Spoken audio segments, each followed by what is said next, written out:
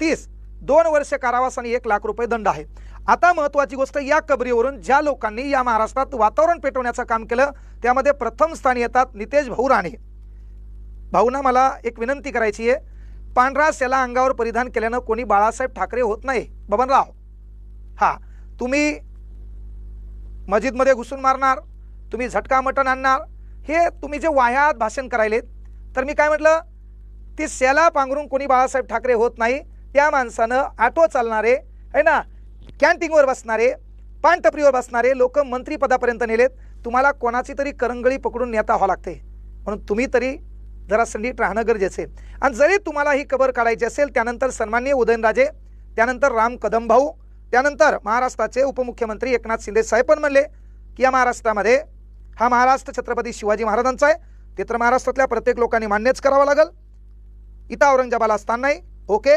त्यानंतर कबरीबद्दल सन्माननीय महाराष्ट्राच्या मुख्यमंत्र्यांचं पण स्टेटमेंट होतं, राम कदम यांचं पण स्टेटमेंट होतं। मग माझी विनंती एकच आहे, फक्त तुम्ही उठावरून शेळ्या हाकणं बंद करा। नितेश राणे, उदयनराजे भोसले, त्यानंतर मिलिंद एकबोटे, राम कदम, तुम्ही काय करा, तुम्हीच ती कबर काढा। वाटलं तर तुम्हाला टिकाशी फावडे कमी पडलेत आम्ही देतो, तुम्ही स्वतः जा, तुम्ही स्वतः काढा। पोलीस बी तुमचेच आहेत, सरकार बी तुमचंच आहे, केंद्रात बी आहे, राज्यात बी आहे, आणि म्हणून तुम्ही ते करू शकता। त्याच्यामध्ये सामान्य जनतेच्या लेकरांना बिनाकामी इन्व्हॉल्व करून त्यांचं आयुष्य बर्बाद करण्याचा प्रयत्न करू नका। कारण या महाराष्ट्र नासवण्याचं एकमेव कारण काय आहे, कारण या महाराष्ट्रामध्ये, या देशामध्ये समाजापेक्षा पक्षाला आणि बापापेक्षा नेत्याला मानणारे बांडगुळं वाढल्यामुळं फक्त तुम्ही काही बोलायलेत आणि म्हणून महाराष्ट्राचं वातावरण बिघडायले।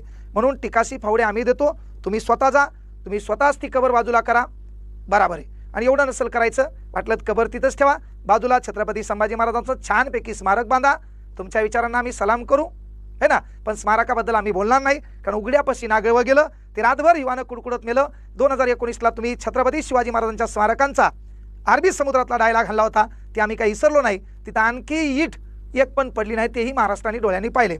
मग महाराष्ट्रातल्या तमाम युवकांना विनंती आहे की बाबा, ज्या क्रांतिकारकांनी, समाजसुधारकांनी, विचारवंतांनी स्वतःच्या संसाराची राखरांगोळी करून एवढा छान महाराष्ट्र तुमच्या हातात दिलाय, एवढा छान देश तुमच्या हातात दिलाय, तो बर्बाद होऊ देऊ नका ह्या नेत्याचं ऐकून।